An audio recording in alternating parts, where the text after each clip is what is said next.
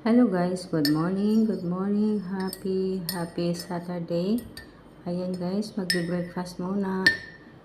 Ayan, bago mag-start sa trabaho. Ayan yung aking breakfast today. 2 boiled egg at saka 2 fresh toast bread. And ngayon nag-coffee ako kasi kagabi nag-Ovaltine. Masyadong matamis yung Ovaltine kaya medyo iwas-iwas tayo sa matamis. Ayan. Ayan guys.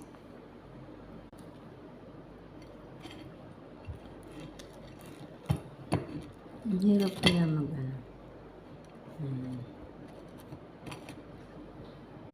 Ayan.